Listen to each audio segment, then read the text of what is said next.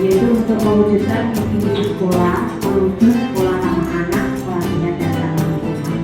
Adapun visi sekolah sudah kami sampaikan ini di episode pertama, dan untuk kelanjutannya yaitu program sekolah bersama-sama, yaitu melalui kegiatan penyambutan kedatangan anak didik, yaitu penyambutan kedatangan anak ini dilakukan oleh guru tiket secara bergantian. Dan guru tiket ini untuk rapat hadirnya hadir 30 menit sebelum kedatangan siswa. Selanjutnya di dalam program sekolah ramah ini kejujuran anak melalui kegiatan mengisi kota amal setiap hari Jumat dan membiasakan sopan santun bisa diterapkan melalui lagu, tepuk dan pembiasaan sehari-hari.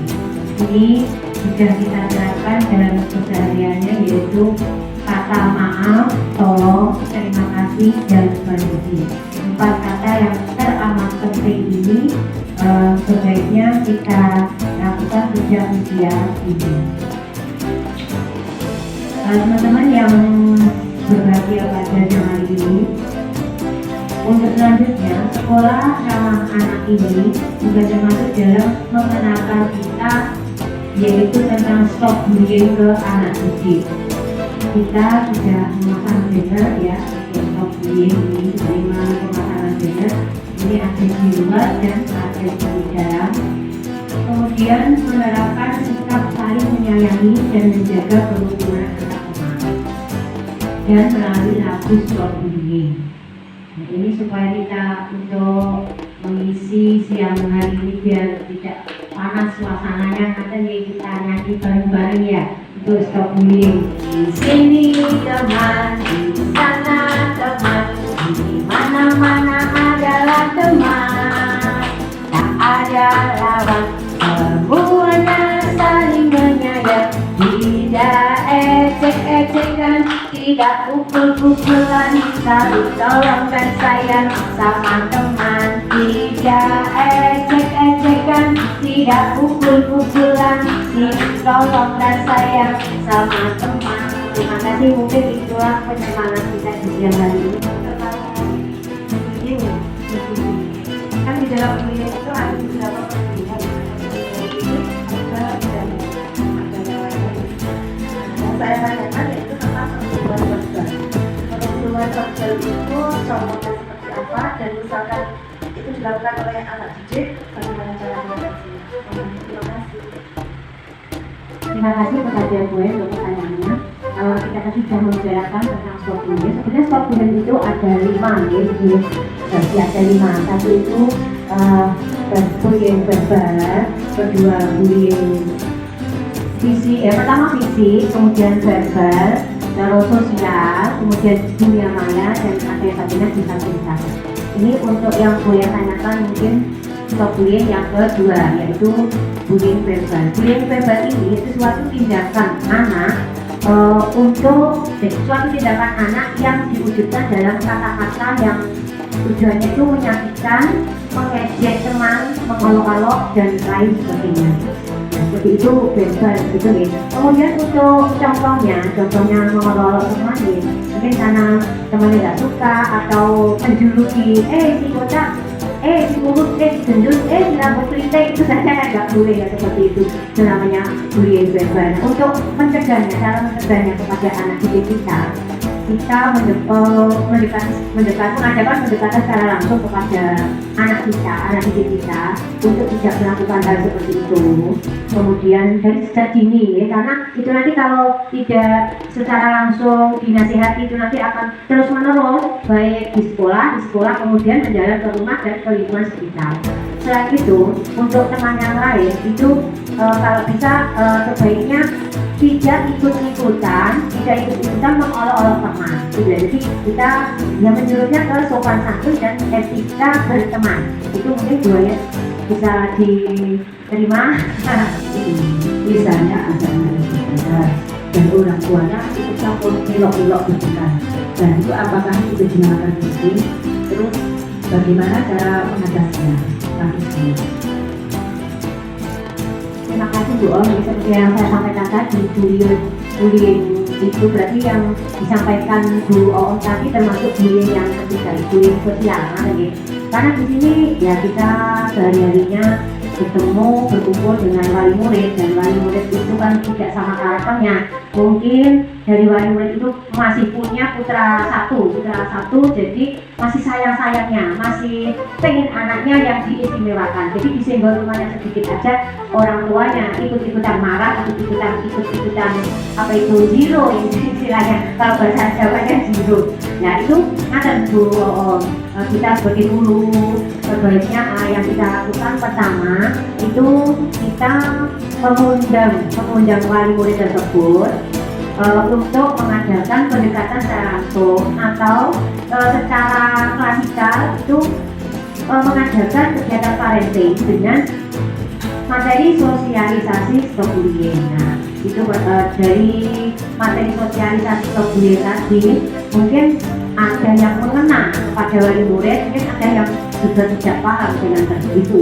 Nah, kalau memang wali murid itu tidak paham, ya kita secara pribadi mawon mendekati orang tua tersebut untuk tidak ikut-ikutan membuli anak-anak, karena memang anak-anak itu mempunyai ciri dan karakter sendiri-sendiri. Seiring dengan bertambahnya usia, mungkin nanti anak tersebut akan berubah, karena guru juga harus menjadi suri tauladan bagi anak.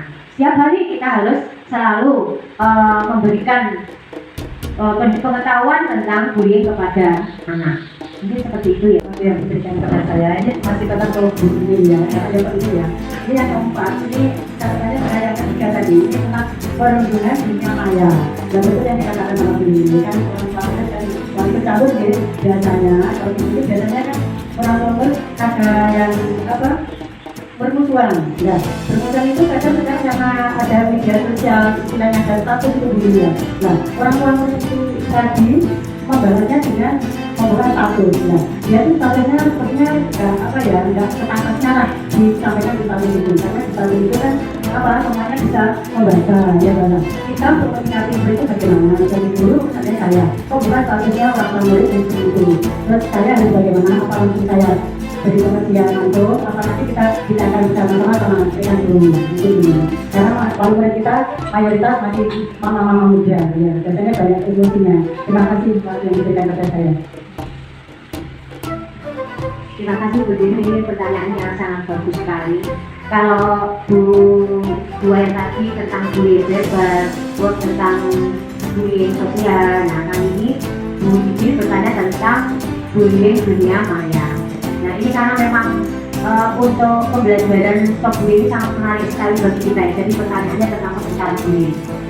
Baik, Bu Dini, untuk bullying dunia maya ini memang akhir-akhir ini memang jadi momok bagi kita, karena sekarang kan tidak ada paling tidak HP itu menjadi salah satu alat bagi kita yang sangat penting. Jadi paling tidak setiap orang itu harus punya HP itu. Wajar saja dan sekarang itu tidak istilahnya tidak begitu wahami. Untuk status, bicara tentang status ini banyak kita temui ya, mungkin ada wali murid yang tanpa kita sadari dan tanpa kita ketahui ada pembicaraan atau ada istilahnya obrolan yang istilahnya menyindir atau mengolok-olok lewat WA, lewat status gitu ya. Kita tidak tahu, terus wali murid tersebut mungkin yang di WA nggak mengenakan tadi terus lapor ke bu guru. Nah untuk itu, untuk solusinya begini. Ini ya umpama begini. Kita mengadakan seperti tadi, mengadakan pendekatan secara langsung, atau sebelumnya kita mengadakan sosialisasi dalam kegiatan parenting. Kita edukasi tentang stop bullying, terutama pada anak dan orang tua. Nah setelah itu, kalau dulu itu tidak mempan, mereka tidak memahami tentang hal tersebut, kita musyawarah bareng-bareng. Jadi musyawarah bareng-bareng bersama guru-guru, apa betul ini ada masalah di antara mereka, yang ada masalah atau gimana kesehariannya kita amati. Dan kalau memang ada masalah, gimana kita bicarakan bersama-sama tentang solusinya bagaimana. Terus selanjutnya kalau sudah dibicarakan, juga tidak mempan untuk mengatasi hal tersebut, ya mungkin kita undang, salah satunya kita undang ke sekolah, kemudian kita bicara secara langsung dengan yang bersangkutan, sebaiknya untuk status tidak mengunggah hal-hal yang negatif. Kita budayakan hal-hal yang positif untuk mengubah status. Itu kan mungkin nih, salah satunya. Untuk yang lain-lain nih, nanti kita gimana solusi bersama?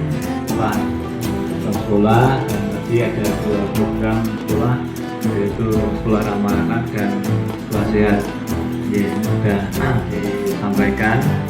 Dan tadi untuk presentasi sudah baik ya, jadi sudah ada materi para tur dan mudah dipahami, dan kalimatnya nanti juga tidak